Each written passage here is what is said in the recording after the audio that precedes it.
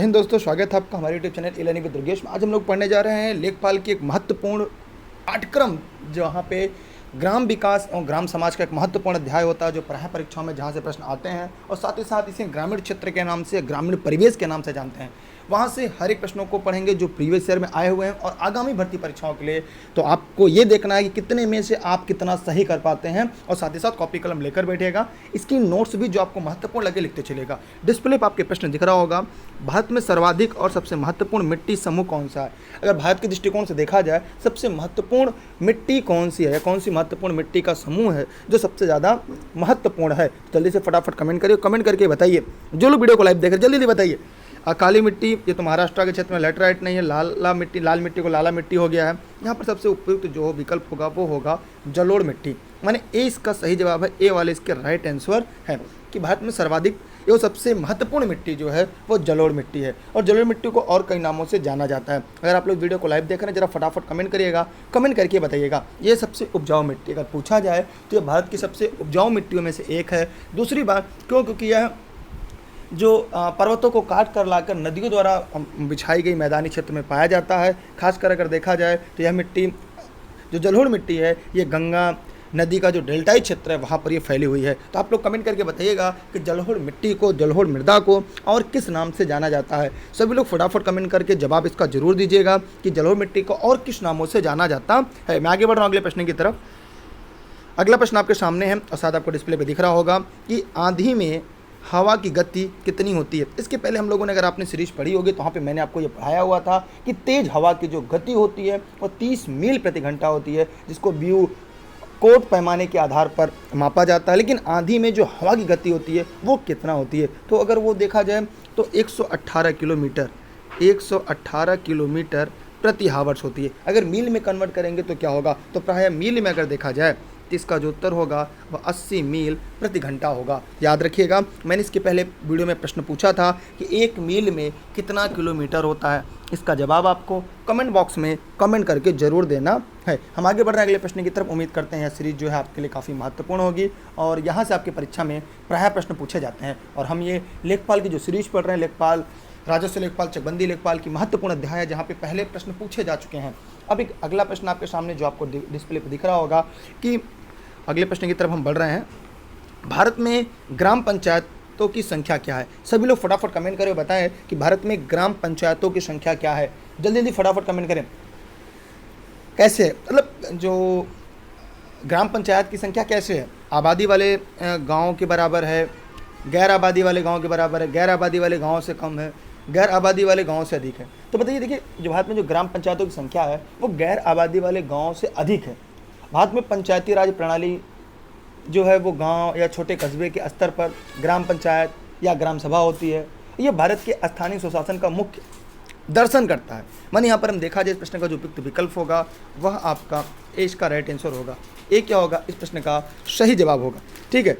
और लोकतंत्र का जो प्रत्यक्ष दर्शन है वो आपको कहाँ मिलता है, वो हमारी ग्राम पंचायतों में मिलता है। तो एक प्रश्न मैं आपसे पूछूंगा कि ग्राम पंचायत जो है उसे संवैधानिक संस्था कब मिला, उसे संवैधानिक तंत्र कब घोषित किया गया। तो आप इसका जवाब कमेंट बॉक्स में हमें जरूर दीजिएगा। वैसे हम वीडियो के अंत में जरूर बता देंगे आपको कहाँ दिया गया। अगला सवाल आपके सामने डिस्प्ले पे दिख रहा है कि गूटी का प्रयोग आमतौर पर किसके संवर्धन में किया जाता है। सभी लोग फटाफट कमेंट करें। देखिए, क्लास की ऑनलाइन नोट्स के लिए जो PDF फॉर्मेट नोट्स मिलेगा या फ्री लिंक के लिए आप टेलीग्राम पे जुड़ेंगे, डिस्क्रिप्शन में लिंक दिया है, या टेलीग्राम पे आप दुर्गेश सर्च करके लर्निंग विद दुर्गेश पर जुड़ जाएंगे। Facebook page learning with Durgesh, Instagram, Twitter, YouTube learning with Durgesh है, जहाँ पर आपको सभी क्लास की फ्री नोटिफिकेशन और सभी नोट्स आपको फ्री में आप पे उपलब्ध हो जाएंगी। ठीक है। तो आप बताइए क्या है गूटी का प्रयोग।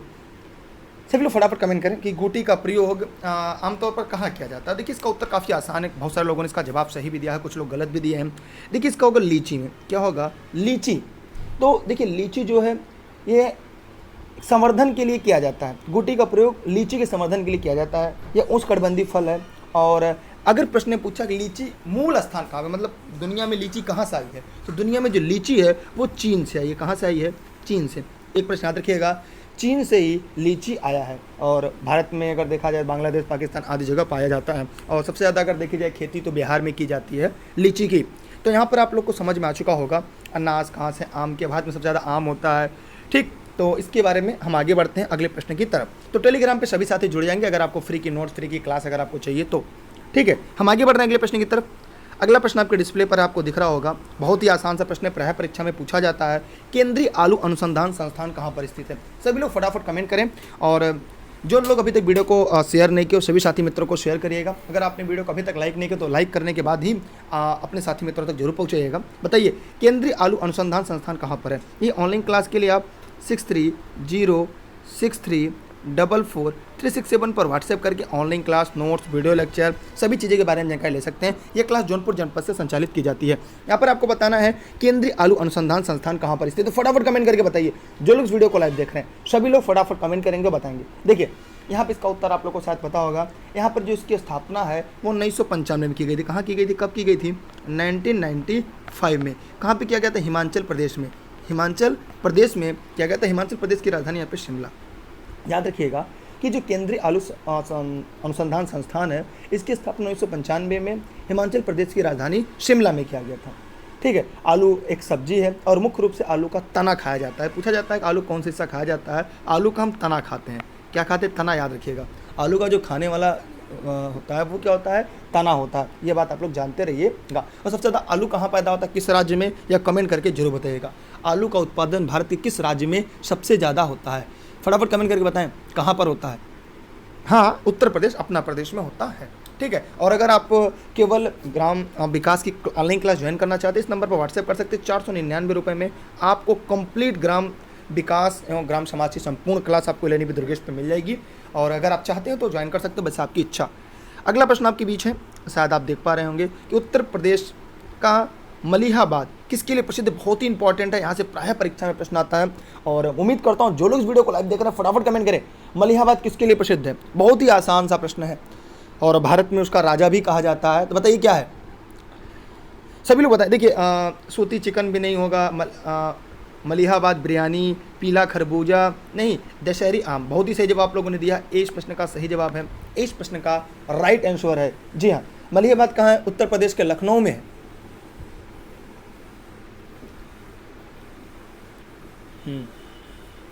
ठीक है, ये कहाँ पर है? ये लखनऊ में स्थित है। और मैं आगे बढ़ रहा हूँ इसके प्रश्न के बाद। तो इस प्रकार हम लोगों ने देखा कि जो मलिहाबाद है ये उत्तर प्रदेश में लखनऊ जिले में स्थित है और दशहरी आम के लिए विश्व प्रसिद्ध है, पूरे वर्ल्ड में प्रसिद्ध है। फिर हम आगे बढ़ते हैं, आगे देखते हैं। यहाँ पे देखिए एक छोटा सा एडवर्टाइज है आपके लिए। अगर आप लेखपाल की ऑनलाइन बैच ज्वाइन करना चाहते हैं तो ई लर्निंग विद दुर्गेश में आपका मोस्ट वेलकम है। 80% डिस्काउंट इस समय चल रहा है। 15 तारीख तक आप इसे ज्वाइन कर सकते हैं, जहाँ पे मात्र 1000 रुपये में संपूर्ण कोर्स। और इसमें आपको प्राप्त होगा क्या क्या चीज़ें, एक बार ध्यान दे दीजिएगा। इसमें आपको मिलेगा वीडियो कोर्स, माने लेखपाल का संपूर्ण कोर्स आपको मिलेगा, संपूर्ण टेस्ट सीरीज मिलेगी जो लाइव चलेगी आपकी, फिर PDF नोट्स, माने आपको कोई भी किताब खरीदना नहीं है, सभी नोट्स आपको ई लर्निंग विद दुर्गेश में मिल जाएगा। और इस समय आपको अगर इस समय आप एडमिशन लेते हो तो 5000 की जगह आप 1000 रुपये में इसमें दाखिला ले सकते हैं। ये 15 तारीख तक केवल वैलिड है। मैं आगे बढ़ रहा हूँ अगले तरफ के लिए, और ये जौनपुर जनपद से चलती है। ऑनलाइन क्लास से जुड़ने के लिए इस नंबर पर आप व्हाट्सएप करके जानकारी ले सकते हैं। ठीक है, और ये जौनपुर जनपद का एड्रेस है। अगर आप जौनपुर में से जुड़े हैं तो जौनपुर में भी ऑफलाइन कोर्स ज्वाइन कर सकते हैं। मैं आगे बढ़ रहा हूँ एक एक करके अगले प्रश्नों की तरफ। अगला प्रश्न आपके सामने शायद आपको दिखाई दे रहा होगा, पकते ही हरा मटर लाल क्यों हो जाता है? जल्दी से फटाफट कमेंट करके जवाब दे कि पकते ही हरा मटर लाल क्यों हो जाता है। जल्दी से जवाब दीजिएगा। जो लोग वीडियो को लाइव देख रहे हैं जरा फटाफट कमेंट करें। देखिए यहाँ पर आप लोग को बताना चाहिए टमाटर लाल क्यों होता है। ये लाइकोपीन के नाते होता है। किसी कारण? ये लाइकोपीन के कारण लाल होता है। ये बात याद रखिएगा कि लाइकोपीन, टमाटर लाल जो होता है लाइकोपीन के कारण, खून लाल होता है हीमोग्लोबिन के कारण। ये बात आप लोग जानते रहिएगा। पकते ही हरा टमाटर, मटर नहीं हरा टमाटर जो है वो लाल क्यों हो जाता है? ये काफ़ी महत्वपूर्ण प्रश्न है। तो ये होता है क्लोरोप्लास्ट के क्रोमोप्लास्ट में बदलने के कारण। ठीक है, मैंने क्लोरोफास्ट जो होता है, क्लोरोप्लास्ट को क्रोमोप्लास्ट, ये क्लोरो को क्लोरोप्लास्ट को क्रोमोप्लास्ट में, क्रोमो। यहाँ पे इस बात को ध्यान दीजिएगा। और टमाटर लाल हो जाता है। हरे रंग को छोड़कर अन्य रंगों वाले लवणों को क्रोमोप्लास्ट कहते हैं। इसमें फूलों का एवं फलों के रंग प्राप्त, यहाँ से फूलों का फलों का रंग प्राप्त होता है। याद रखिएगा क्लोरोप्लास्ट से क्रोमोप्लास्ट में बदल जाता है। कब? हरा टमाटर लाल, इसी कारण होता है। इसलिए इस प्रश्न का उत्तर क्या होगा? सी आपका सही जवाब होगा। और टमाटर लाल होता है लाइकोपीन नामक वाड़क के कारण। हम आगे बढ़ रहे हैं अगले प्रश्न की तरफ। अगला प्रश्न आप शायद देख पा रहे होंगे, यदि दूध से क्रीम को अलग कर लिया जाए तो दूध का घनत्व क्या होगा? फटाफट कमेंट करके बताइए। अगर अभी तक आपने वीडियो को लाइक नहीं किया तो लाइक करने के बाद अपने सभी साथी मित्रों को शेयर जरूर करिएगा। हाँ, चाहे आप फेसबुक पे देख रहे हैं इलानी विद दुर्गेश या यूट्यूब चैनल इलानी विद दुर्गेश पे देख रहे हैं, सभी साथी मित्रों को शेयर कर दीजिएगा। यदि दूध से क्रीम को अलग किया जाए तो दूध का घनत्व क्या होगा? फटाफट कमेंट करें। दूध का जो घनत्व है वो क्या होगा? एकदम आसान है यार, दूध का जो घनत्व वो बढ़ जाता है। क्या होता है? जो दूध का घनत्व होता है ये बढ़ जाता है। देखिए, अपकेंद्री बल के कारण एक प्रश्न आता है, तो अपकेंद्री बल, या लिखना चाहें तो लिख लीजिएगा, अपकेंद्रीय बल, ये इंपॉर्टेंट है, ये आपके जनरल साइंस में भी पूछेगा। तो अपकेंद्रीय जो बल होता है इसी कारण दूध से क्रीम अलग होता है। यदि दूध से क्रीम अलग निकाल लिया जाए तो दूध का घनत्व बढ़ने लगता है। अच्छा, एक प्रश्न आता है, दूध सफ़ेद क्यों होता है? तो केसिन कारण। दूध सफ़ेद होने के कारण क्या है? केसिन। केसिन के कारण जो दूध होता है वो सफ़ेद होता है। ठीक, दूध क्या होता है? उसके कारण सफ़ेद होता है। मैं उम्मीद करता हूँ यहाँ तक आप लोग को समझ में आ गया हो। देखिए, जो मैं इंपॉर्टेंट पॉइंट लिखा होता है वो भी लिखते चलेगा, क्योंकि देखिए ये पूछ सकता है कि दूध सफ़ेद क्यों होता है, केसिन कारण है, अब केंद्रीय बल के कारण दूध से मक्खन निकलता है जिससे उसका घनत्व बढ़ जाता है। तो ये काफ़ी इंपॉर्टेंट चीज़ें हैं जो आपको परीक्षा में आगे काम आएंगी, इसलिए इसको भी नोट डाउन करते हुए चलिएगा, तब आगे हम लोग एक एक करके बढ़ते रहेंगे। अगला प्रश्न आपके सामने डिस्प्ले पर है, पीली क्रांति का संबंध किससे? बहुत ही सरल प्रश्न। उम्मीद करता हूँ जितने लोग वीडियो को लाइव देख रहे हैं सभी लोग इस प्रश्न का जवाब जरूर दे लेंगे कि पीली क्रांति का संबंध किससे है। सभी लोग फटाफट कमेंट करके बताएं कि जो पीली क्रांति है इसका संबंध किससे है। बहुत ही आसान प्रश्न है। देखिए, दुग्ध जो है इसका श्वेत क्रांति संबंध है, मछली से नील क्रांति का संबंध है। देखिए, पीली क्रांति जो है, ये पीली का मतलब पीला समझ रहे हैं, तो यहाँ पर इसका उत्तर होगा तिलहन उत्पादन से, माने तेल वाले से। क्या है? तिलहन उत्पादन से पीली क्रांति का संबंध है। ठीक है, तिलहन में आत्मनिर्भर भारत का उद्देश्य भी है। हाँ, और खाद्यान्न के लिए हरित क्रांति, हरित क्रांति है इसके लिए, ये हरित क्रांति हो गया, खाद्यान्न उत्पादन हरित क्रांति, नीली क्रांति मछली उत्पादन, श्वेत क्रांति दूध उत्पादन, और तिलहन से पीली क्रांति का संबंध। इसलिए इस प्रश्न का उत्तर क्या होगा? 20 का सही जवाब होगा। 20 का राइट आंसर है। मैंने जितने लोगों ने इस प्रश्न का उत्तर भी दिया है उनका जवाब पूरी तरह से सही है। जरा एक प्रश्न बताइएगा, मैं पूछ रहा हूँ कि दूध उत्पादन में या श्वेत क्रांति लाने का आगाज़ भारत में किसने किया था? उसका नाम कमेंट करके जरूर बताइएगा। अगर आप इस वीडियो को यहाँ तक देख रहे हैं और आप वास्तव में एक सीरियस स्टूडेंट है तो आप इसका जवाब जरूर दीजिएगा। हम आगे बढ़ रहे हैं अगले प्रश्न की तरफ। यहाँ पे ध्यान दीजिएगा, अगर आप केवीएस की ऑनलाइन क्लास ज्वाइन करना चाहते हैं, अगर आप केवीएस से जुड़े हुए हैं, आपके साथी मित्र कोई, तो केवीएस की ऑनलाइन बैच ज्वाइन कर सकते हैं। यहाँ पर भी आप 50% डिस्काउंट में प्राप्त कर सकते हैं सभी क्लासेज, और ये क्लास जौनपुर जनपद से चलती है। मोबाइल नंबर आपको यहाँ पे दिया गया है। अगला प्रश्न है, लहसुन में तीव्र गंध का कारण क्या होता है? सभी लोग फटाफट कमेंट करें, लहसुन की तीव्र गंध का जो कारण क्या होता है? काफ़ी यूनिक प्रश्न है, ये परीक्षाओं में प्रायः पूछा जाता है कि लहसुन में जो यूनिक गंध है उसका कारण क्या होता है। देखिए, लहसुन जो होता है इसकी तीव्र गंध का जो कारण है वो सल्फर के कारण होता है। सल्फर के जो यौगिक होते हैं उसके कारण ही होता है। प्रकृति में गंधक मुक्त और संयुक्त दोनों अवस्थाओं में प्रचुर मात्रा में पाया जाता है। विश्व में गंधक का सर्वाधिक उत्पादन अमेरिका में होता है, तो लहसुन में गंधक होता है, सल्फर के यौगिक होते हैं। इसलिए यहाँ पर क्या होगा? इस प्रश्न का जो उत्तर होगा, पहले कम होता है फिर बढ़ जाता है। लहसुन में जो तीव्र गंध क्या होता है? पहले कम होता है फिर धीरे धीरे क्या होता है? बढ़ जाता है। इसलिए इस प्रश्न का उत्तर क्या होगा? सी होगा। यह बात आप लोग जानते रहिएगा। ठीक, हाँ, कौन सी यौगिक कारण? गंधक, सल्फर के कारण, याद रखिएगा, गंधक के कारण, इसे हम सल्फर कहते हैं। ठीक है, इसका उत्तर क्या होगा? सी इसका राइट आंसर होगा। अगला प्रश्न आपके सामने, टपका किस फसल का अंतिम चरण होता है? फटाफट कमेंट करिएगा। जो लोग वीडियो को लाइव देख रहे हैं सभी लोग फटाफट कमेंट करें, चाहे आप मुझे फेसबुक पेज इलानी विद दुर्गेश पर या यूट्यूब चैनल इलानी विद दुर्गेश पर लाइव देख रहे हैं, तो टपका किस फसल का अंतिम चरण होता है? देखिए, लेखपाल की जो और सारी सीरीज है आपको तो हमारे दूसरे चैनल स्टडी विद दुर्गेश पर मिल जाएगी। अगर अभी तक आपने स्टडी विद दुर्गेश सर को नहीं सब्सक्राइब किया तो स्टडी विद दुर्गेश सर को सब्सक्राइब करके बेल आइकन दबा दीजिएगा। बाकी जो गणित क्लासेज हैं, सामान्य अध्ययन क्लासेज हैं, वो आपको स्टडी विद दुर्गेश सर मिलेंगी, बाकी क्लासेज आपको इलानी विद दुर्गेश पर मिल जाएंगी। टपका जो है वह क्या है? आम। क्या होता है? आम। आपने सुना होगा कि जब आम का अंतिम चरण होता है तब उसे हम टपका कहते हैं। और भारत में आम को जो है वो सभी फलों का राजा होता है। ठीक है, और इसे मेगी फेरा इंडिका भी कहा जाता है। और सबसे ज़्यादा आम अगर देखा जाए तमिलनाडु में होता है। ठीक, और मलिहाबाद उत्तर प्रदेश लखनऊ में जो दशहरी आम है उसके लिए काफ़ी प्रसिद्ध है। इसलिए इस प्रश्न का उत्तर क्या होगा? ए इसका सही जवाब होगा। ए इस प्रश्न का राइट उत्तर होगा। हम आगे बढ़ रहे अगले प्रश्न की तरफ। अगला है कि भारत में आबादी वाले गांव की कुल संख्या क्या। फटाफट सभी लोग कमेंट करके बताएं। और इसकी क्लास की जो पीडीएफ नोट्स है या इसकी लेक्चर है वो हमारे टेलीग्राम पे मिलेगी, जहाँ पे आप दुर्गेश सर सर्च करके ई लर्निंग विद दुर्गेश पर जुड़ेंगे। सभी फ्री क्लास की लिंक और सभी नोट्स आपको जो पीडीएफ में वो हमारे टेलीग्राम पे मिल जाएगा। अगर आपको सभी नोट्स सभी क्लास चाहिए तो आप यहाँ पे टेलीग्राम पे जुड़ सकते हैं। देखिए यहाँ पर इसका उत्तर जो होगा वो 5,97,464 गाँव है। 5,97,464 आबादी वाले गाँव की संख्या है, इसलिए इसका उत्तर क्या होगा, सी इसका सही जवाब होगा। कीजिए, कोई डाउट हो तो पूछ सकते हैं। ये प्रीवियस ईयर पेपर का जो सीरीज है चकबंदी लेखपाल का, वहाँ पे मैं आपके लिए प्रश्नों की सीरीज जो है उसकी व्याख्या कर दे रहा हूँ ताकि आपको भविष्य में ऐसे प्रश्नों से दिक्कत ना होने पाए। अब हम आगे बढ़ रहे हैं अगले प्रश्न की तरफ। यहाँ पे देखिए शिक्षक भर्ती संबंधित आपके पास एडवर्टाइज है। अगर आप चाहें तो शिक्षक भर्ती क्लास भी लर्निंग विद दुर्गेश पे ज्वाइन कर सकते हैं। ये क्लास जौनपुर जनपद के सिराजे हिंद से संचालित की जाती है। ठीक है, यहाँ पे मोबाइल नंबर दिया गया, हो सकता है ये नंबर आपको भविष्य में काम आ जाए। ठीक है, जिस पर व्हाट्सएप करके आप चाहे आप शिक्षक भर्ती के वी स्टेट चाहे लेखपाल संबंधी जानकारी ले सकते हैं। और केवल लेखपाल का ग्राम विकास की क्लास आपको 499 रुपये में से 50% डिस्काउंट मिल जाएगी। और उसके लिए भी इस नंबर पर व्हाट्सएप करके जानकारी ले सकते हैं, जिसमें आपको पीडीएफ नोट्स और सभी क्लासेज उपलब्ध होंगी। अगला सवाल आपका, कच्चे फलों को पकाने के लिए कौन सी गैस का प्रयोग किया जाता है। देखिए ग्राम प्रवेश का भी प्रश्न है और साथ ही साथ यह आपके जीएस का जो सामान्य अध्ययन का प्रश्न है वह दोनों का प्रश्नों की सीरीज यहाँ पर है। कच्चे फलों को पकाने के लिए कौन सी गैस प्रयोग की जाती है। सभी लोग फटाफट कमेंट करेंगे, कमेंट करके जवाब देंगे। सभी लोग बताएंगे कच्चे फलों को पकाने के लिए कौन सी गैस का प्रयोग। देखिए कार्बन डाइऑक्साइड का प्रयोग तो नहीं किया जाता, हाइड्रोजन का भी प्रयोग नहीं किया जाता। ठीक, यहाँ पर इसका जो प्रयोग होगा वह इथेन गैस का होगा। किसका, इथेन गैस का होगा।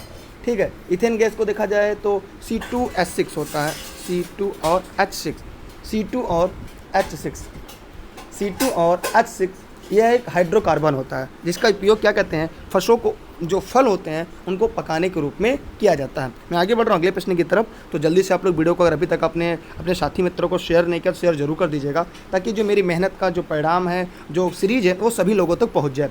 भारत के पशु कल्याण बोर्ड का मुख्य कार्यालय कहाँ पर। भारत के पशु कल्याण बोर्ड का जो मुख्य कार्यालय है वो कहाँ पर है। तो जो लोग इस वीडियो को लाइव देख रहे हैं जरा फटाफट कमेंट करें, कमेंट करके जवाब दें कि भारत के पशु कल्याण बोर्ड का जो मुख्यालय है वो कहाँ पर है। सभी लोग फटाफट कमेंट करें।